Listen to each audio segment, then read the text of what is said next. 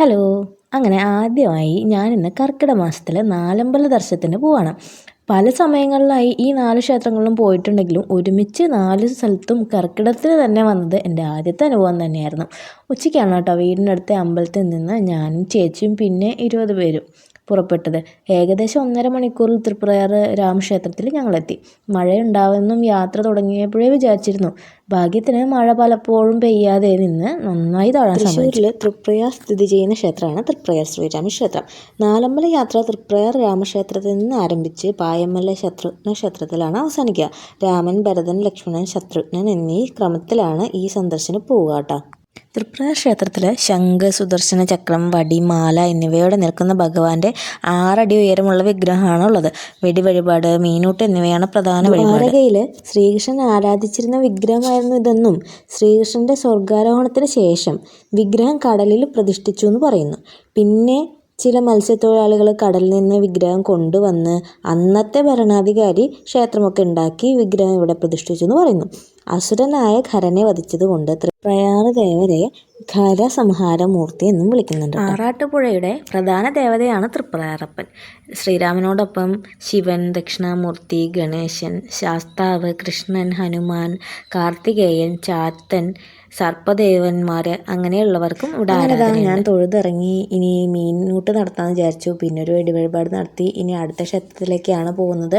അതിനു മുന്നേ ആ അമ്പലത്തിൽ ഒരുപാട് ബുക്കുകൾ ഇവിടെ വിൽക്കാൻ വെച്ചിട്ടുണ്ടായിരുന്നു കേട്ടോ. ഗ്രീൻ ബുക്സിൻ്റെ ഒരുപാട് ബുക്കുകളുണ്ടായിരുന്നു. അങ്ങനെ ഒരു സുന്ദരകാന്ഡത്തിൻ്റെ ബുക്കെല്ലാം നോക്കി ഞങ്ങൾ, പക്ഷേ അത് ഇവിടെ ഉണ്ടായിരുന്നില്ല. അപ്പോൾ നേരെ അടുത്ത അമ്പലത്തിലേക്ക് പോകുന്നതിന് മുന്നേ ഇവിടെ തന്നെ രാമായണം, സുന്ദരകാന്ഡത്തിൻ്റെ തോന്നുന്നു രാമായണം വായന ഉണ്ടായിരുന്നു. കുറച്ചധികം നേരം ഞാനും ചേച്ചിയും ബാക്കി കൂടെ വന്നവരെല്ലാവരും രാമായണ വായനയും കേട്ടു. അപ്പോൾ നിങ്ങളും കുറച്ച് കേട്ടോ കേട്ടോ.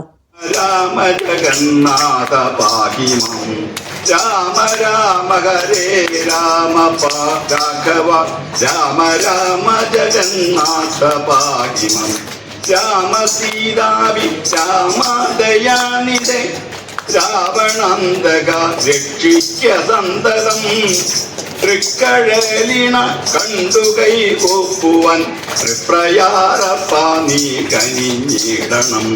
രാമ രാമ ഹരേ രാമ രാഘവ, രാമ രാമ ജഗന്നാഥ പാഹി മാം, രാമ. ഇനി നമുക്ക് അടുത്തത് രാമൻ്റെ രണ്ടാമത്തെ സഹോദരനായ ഭരതനെ ആരാധിക്കാനായി സമർപ്പിച്ചിട്ടുള്ള ഇന്ത്യയിൽ തന്നെ അപൂർവം ക്ഷേത്രങ്ങളിലൊന്നായ കൂടൽമാണിക്യം ക്ഷേത്രത്തിലേക്ക് പോകാം. തൃശ്ശൂർ ജില്ലയിൽ ഇരിങ്ങാലക്കുടയിലാണ് ക്ഷേത്രമുള്ളത്. സംഗമേശ്വരൻ നാഥൻ എന്ന മറ്റൊരു പേരും കൂടി ഈ പ്രതിഷ്ഠയ്ക്കുണ്ട്. തൃപ്രയാർ കാണുന്ന അതേ വസ്തുക്കൾ പിടിച്ച് കിഴക്കോട്ട് ദർശനമായി 6 അടി ഉയരമുള്ള വിഗ്രഹമാണ് ഇവിടെ ഉള്ളത്. സംഗമേശ്വരൻ എന്ന സംസ്കൃത പദത്തിൻ്റെ മലയാളം വിവർത്തനമാണ് കൂടൽമാണിക്യം. എന്നിരുന്നാലും ആ പേരിന് വേറൊരു കഥയും കൂടി ഉണ്ട് വന്നേനെ. ഒരു ദിവസം വിഗ്രഹം അതിൻ്റെ നെറ്റിയിൽ നിന്ന് ഒരു അസാധാരണമായ തിളക്കം വന്നു എന്ന് പറയുന്നു. പിന്നെ തിളക്കത്തിൻ്റെ ഉറവിടം തിരിച്ചറിയാനായിട്ട് ചിലർ താരതമ്യത്തിനായി കായംകുളം രാജാവിൻ്റെ കയ്യിൽ നിന്ന് ഒരു മാണിക്യം കൊണ്ടുവന്നു. മാണിക്യം കൊണ്ടുവന്ന് താരതമ്യം ചെയ്യുന്നതിൻ്റെ ഇടയിൽ കല്ല് വഴുതി വിഗ്രഹത്തിലുള്ളതുമായി ലയിച്ചു എന്ന് പറയുന്നു. അങ്ങനെ 2 മാണിക്യത്തിൻ്റെ സംയോജനത്തിനെ ഇങ്ങനെ കൂടൽമാണിക്യത്തിൻ്റെ പേരിന് കാരണമായി എന്നാണ് പറയുന്നത്. അങ്ങനെ ഉള്ളൊരു കഥയുണ്ട്. അപ്പോൾ അതാ ഞങ്ങൾ കൂടൽമാണിക്യം കഴിഞ്ഞു. ഇനി നേരെ അടുത്ത സ്ഥലത്തേക്ക് പോവാണ്. അടുത്ത സ്ഥലം എന്ന് വെച്ച് കഴിഞ്ഞാൽ ലക്ഷ്മണ പെരുമാൾ ക്ഷേത്രമാണ്. ഇരുട്ടായി ഞങ്ങൾ എത്തിയപ്പോൾ തിരക്ക് വളരെ കുറവായിരുന്നു. വേഗം തൊഴുതിറങ്ങാൻ പറ്റിയതുകൊണ്ട് തന്നെ ഈ ക്ഷേത്രത്തിൻ്റെ ഒരു ഐതിഹ്യം എന്താണെന്ന് വെച്ച് കഴിഞ്ഞാൽ, നാട് കടത്തപ്പെട്ട രാമന് രാജ്യത്തിൻ്റെ അധികാരം ഏറ്റെടുക്കാനായിട്ട് ഭരതൻ ക്ഷണിച്ചു. ഭരതനിൽ നിന്ന് അപായം ഉണ്ടാവുമോ എന്ന് സംശയിച്ച ലക്ഷ്മണൻ കോപാകുലനായി. പക്ഷേ ഭരതൻ്റെ നിരപരാധിത്വം വേഗം തന്നെ തെളിയിക്കപ്പെട്ടു. തുടർന്ന് ഇരുവരും തിരുമൂഴിക്കുളത്ത് ആരാധന നടത്തി. അങ്ങനെ തിരുമൂഴിക്കുളം എന്ന പേരും വന്നു. അതായത് തിരുമൂഴിക്കളം എന്ന പദത്തിൽ നിന്ന് ഉദ്ഭവിച്ചു കേട്ടോ. അങ്ങനെ പല ഐതിഹ്യങ്ങളുണ്ട്. അപ്പോൾ ഞങ്ങളിത് കഴിഞ്ഞു. ഇവിടുന്ന് കുറച്ച് സാധനങ്ങളൊക്കെ വാങ്ങി ഇനി നേരെ അടുത്ത് ശത്രുഘ്ന സ്വാമിയുടെ ക്ഷേത്രത്തിലാണ്. ഞങ്ങൾ കുറച്ച് നേരം വൈകി വരാൻ, പക്ഷേ അത് അടച്ചിട്ടുണ്ടായിരുന്നില്ല. നല്ല തിരക്കുണ്ടായിരുന്നു. ഈ വഴിപാടാണ് ഞാൻ കഴിച്ചത്. ഇനി ഇവിടുത്തെ വഴിപാടിൽ പ്രധാനപ്പെട്ട വഴിപാടാണ് ഈ സുദർശന സമർപ്പണം. നാലമ്പലങ്ങളിൽ ഏറ്റവും ചെറിയ ക്ഷേത്രമാണ് ഇത്. മത്സ്യത്തൊഴിലാളികൾ കടലിൽ നിന്ന് കണ്ടെടുത്ത 4 വിഗ്രഹങ്ങളില്ലേ, അതിൽ നിന്ന് ഏറ്റവും ചെറുതാണ് ഇവിടുത്തെ. മറ്റു 3 ക്ഷേത്രങ്ങളിലും വൃത്താകൃതിയിലായിരുന്നു ശ്രീകോവിൽ, പക്ഷേ ഇവിടെ ചതുരാകൃതിയിലാണ്. അങ്ങനെ തിരക്കൊട്ടില്ലാണ്ട് തൊഴുതിറങ്ങിട്ടാ. എല്ലാവരും തൊഴുതിറങ്ങി കുറച്ച് നേരം ഇരുന്ന് വിശ്രമിച്ചു. ചിലർക്ക് ചെറിയ ക്ഷീണമെല്ലാം ഉണ്ടായിരുന്നേ. പ്രസാദങ്ങൾ ഞാൻ വാങ്ങാൻ പോയിട്ടോ. ഉണ്ണിയപ്പമാണ് ഞാൻ വാങ്ങിയത്. ബാക്കിയുള്ളൊരു പായസം എല്ലാം വാങ്ങുന്നുണ്ടായിരുന്നു.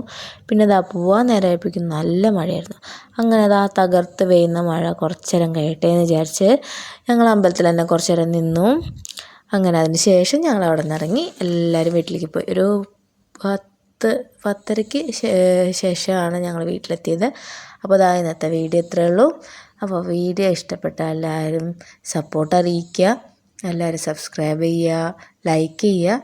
അപ്പോൾ ഇന്നത്തെ വീഡിയോ ഇത്രയേ ഉള്ളൂ. അപ്പോൾ ഇനി അടുത്ത വീഡിയോ ആയിട്ട് വരുന്നവരെ എല്ലാവർക്കും ബൈ.